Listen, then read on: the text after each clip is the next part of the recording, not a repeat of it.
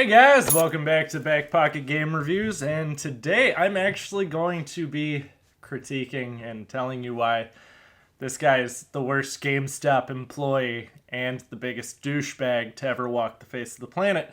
Should be a really fun video. I believe my wife is actually going to edit this for me, so let's So, I just got a new job, but more importantly is my old job was at GameStop. I worked there for over 6 years. I was either a store manager or an assistant manager that entire time.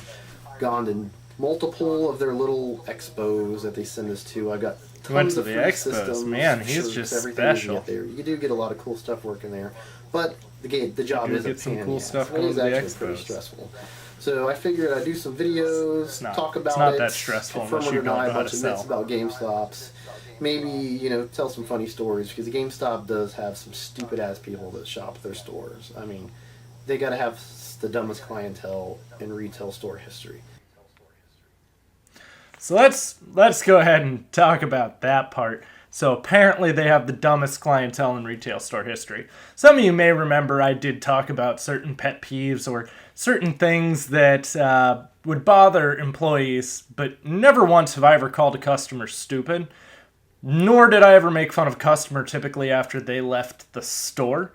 And yeah, a lot of customers come to you at GameStop because you are the one they're wanting the game's advice on. Sure, if I don't know about a game, I'm not going to BS you. I'm going to tell you I've never played it. Can't give you any feedback on it because I haven't played it.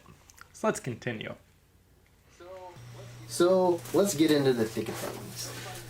Everybody knows GameStop employees takes games homes. And the big thing is, do they really take new games homes and play them?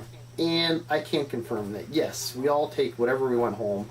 It's one of the ways corporate thinks they can deter in-store theft is by letting all the employees take home whatever they want to play. New, used, doesn't matter, take it home. So if you get a game where it's not sealed up, there's a pretty good chance that somebody's took that game home. So yeah, certain store managers, typically bad ones, let employees take home new games.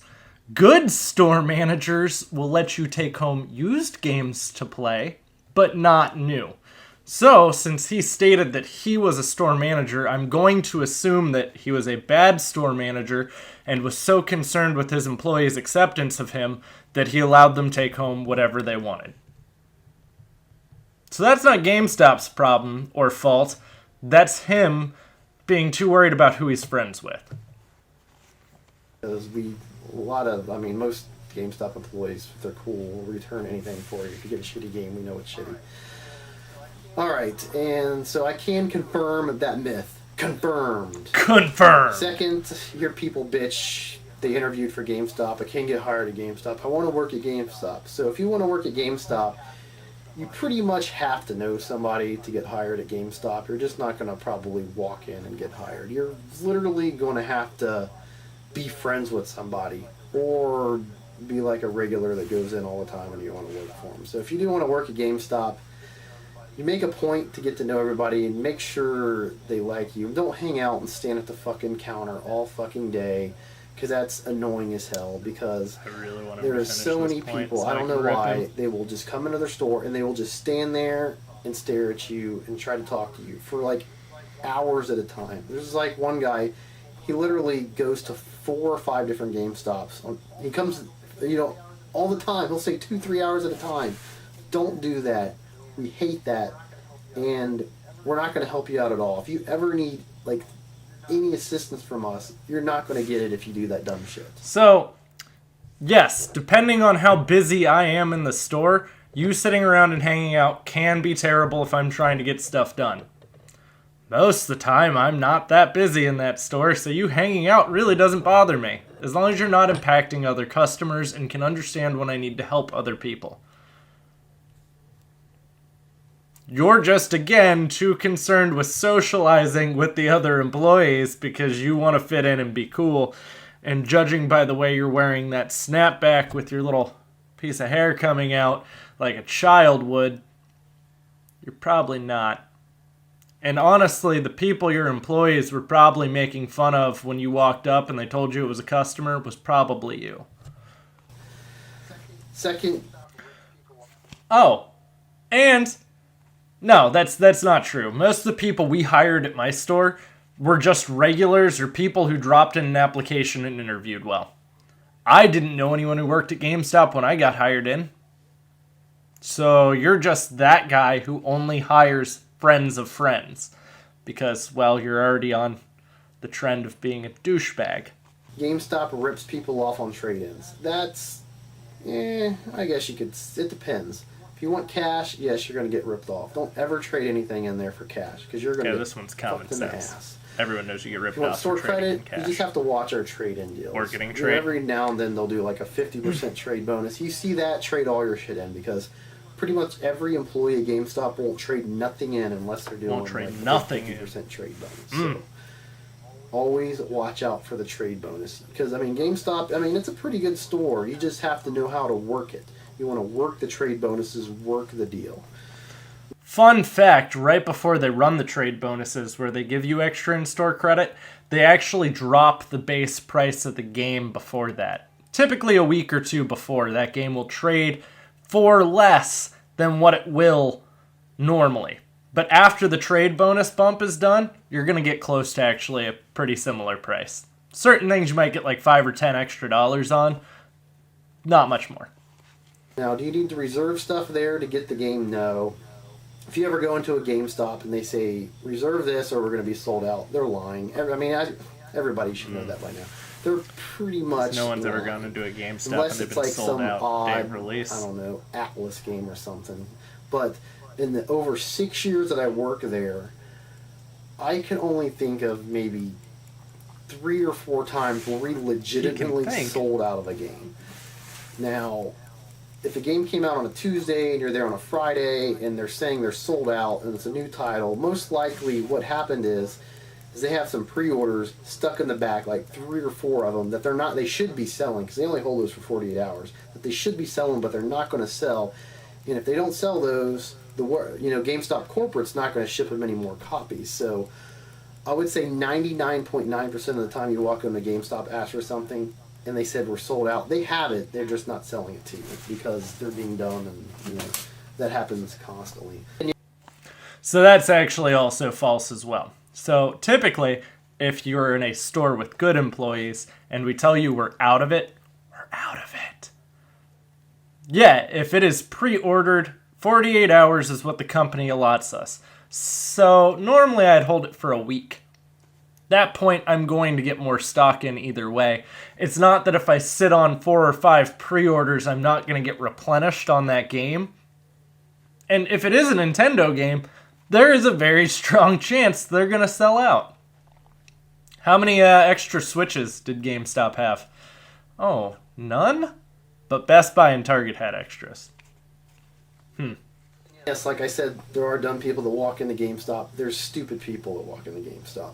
Like, I've literally returned, I had to return over 100 Xbox network adapters and Ethernet cables the entire time that I worked there because people actually thought they bought it, they take it home and they plug it in their Xbox, and you have the internet. Like, legitimately, that's the internet. They thought the internet adapter was the internet. The Ethernet cord was the Ethernet. Like, they would buy an Ethernet. You can just tell the people, too. They'll buy the Ethernet cord and they'll get a call. Where do I hook this other end up to? I'm like, you gotta hook it up to your cable modem, you dumbass. And they're like, oh, I thought this would hook it up to the internet. Yeah. Does anyone else here think that he honestly knows about cable modems or IP addresses or MAC addresses or even how to get around maybe, let's see, what's that stupid error that pops up where your NAT settings are restricted? By the way, if you have that problem, just go into your router and enable UPnP. But God forbid the average individual doesn't understand how the internet works. By the way, I used to work in a Verizon Fios call center. More on that at some other video, but come on, dude. I'm supposed to take you seriously like you know how to use the internet? That cable is the internet. Okay. And also, secure your router. Put a password on your router because at least once a week somebody will come in and ask about a network adapter and they'll be like, well, if I buy that I can hook into my neighbor's internet, can't I? Because my phone does. Secure your internet. I can't believe people has unsecured internet. Has routers unsecured internet routers at home. Secure it, or you're gonna have some. Hey, let's take a quick poll. Who thinks he knows the difference between a WEP key or a WPA key? Since he's making fun of everyone else for it. Because I don't think most people probably could tell me the difference. I could. I can tell you what the difference is. He doesn't know. Doohag playing Madden. And there's also some fun jokes that GameStop employees like to play. Like the real like ghetto gangster people. You know, I like worked in a bunch of like ghetto stores, you could say. Like a lot of the ghetto people, though, you know, if they want like, I mean, are you shocked NBA you worked in a ghetto store? Like, give me that 2K. So some of the best funny things we'll do, they'll be like, give me that 2K. We'll run over and grab like baseball and hand them baseball. And be like, oh no, I want basketball. Or, you know, like give me, like if there's a new NASCAR game out and they want Madden, they'll be like, give me that fun one. 2012. That's what they'll say. So we'll go and grab NASCAR and give it to them. You know, that's like some of the pranks, you know, GameStop will play on people. It may not sound funny to you, but it's freaking hilarious when you're sitting in the store. I never played those pranks. That's called being a douchebag. I would do this. But I'm pretty sure we already established he's one of those. I would only do it to annoying customers. There are some people that are just annoying. Like, they return everything they buy, and, you know, if you're like one of those people who come in and they'll be like, well, what's a good game I should get? I'll go right for Damnation. I'll literally go right for Damnation and tell them it's Game of the Year. And they'll buy it every single time because it's only like, it's cheap. It's like $10. Go right for Damnation. If you have a PS3, I'll go right for Haze and tell you it's better than Halo. So that was some fun, you know, jokes I'd play. Never once in my entire time working at GameStop did I recommend a game to someone that I thought was garbage. I've had people get mad at me because I couldn't tell them anything about a game. Which, yeah, no, there's no way for me to play every single game. But intentionally giving them a bad game... Come on, and it's not like anyone thought, really? Did you really think Haze was better than Halo? Plus, if this guy recommended something to me, I'm pretty sure I wouldn't play it. I'd be like, hey, what games do you like? Yeah, give me everything that's opposite of what you just recommended. Also, another big tip. If you ever buy a used game, big tip, guys. You open it up and it has like this silver sticker in the middle of the game, do not accept that copy. Give it back and say you want one without that damn sticker that's in good shape. Because those ones with the stickers come from a warehouse. They were like broken in the middle or scratched up. There's a 50% chance that sucker is going to come back to you. That is true. If it has that little circle in the middle, that little silver sticker, yeah, you don't want that game. That literally means that it was sent to the warehouse to be refurbished. And it typically means that there was a chip missing out of the disc. Normally in the middle, and they did something to heat it to put another piece in. It not work. I've seen those shatter. Another thing is, if you're buying an Xbox 360, do not buy one in like the green box that says refurbished. Make sure it's used in a white box. Pretty much any system at GameStop, do not buy refurbished ones. Those are broke ones. We send away to our warehouse. They come back, and they probably have a 50% return rate because they don't work. Always buy the ones just in the white boxes that are used and not refurbished. That's another tip from me to you. That's true. But let's just start it off this way. The 360 was known to fail, like constantly. Don't buy one used. I would have told you that as an employee. Don't buy a used one. And that's with our store being penalized if you don't buy used. And that'll be it for this video. I'll do more videos and tell some more funny stories. But if you have any questions at all you want to know about GameStop, just leave them in the comments down there. You know, I'll answer them all. Tell you what's going on. I was going to answer your comments, by the way. Why did they do this for me? So just leave the comment there, and I do have a bunch more stuff I can talk about, but I'll do that in another video, guys. Epic Conspiracy signing videos. Oh, goody. So he does have a lot more videos, guys, and if you guys really enjoyed this video and would like for me to continue tearing him apart, because I'm pretty sure the other videos will give me plenty more content as well, please let me know. I actually was looking, another one of my followers had tossed in this whole GameStop employees confession thing to me, and I wound up YouTube searching it because I was like, I'm just curious how many other people have talked about these employee confessions. And I ran into this guy. And boy, do I regret running into this guy. Man. Watching him is like sitting on a cactus for 15 minutes. I get a lot of you don't like my GameStop videos, but Christ. It's even funnier when literally half of the problems and confessions he has are his fault or him being a jackass. How are you going to blame GameStop for you literally being a dick? And, oh, man. God, I cannot wait to watch the rest of his videos and want to hang myself. But guys, if you do enjoy this, let me know in the comments down below. I will gladly respond to the rest of his videos if that's what you all would like. And if you enjoyed the video, give me a thumbs up. Also, if you're not subscribed, go ahead and hit that subscribe button. You can even click the bell if you want.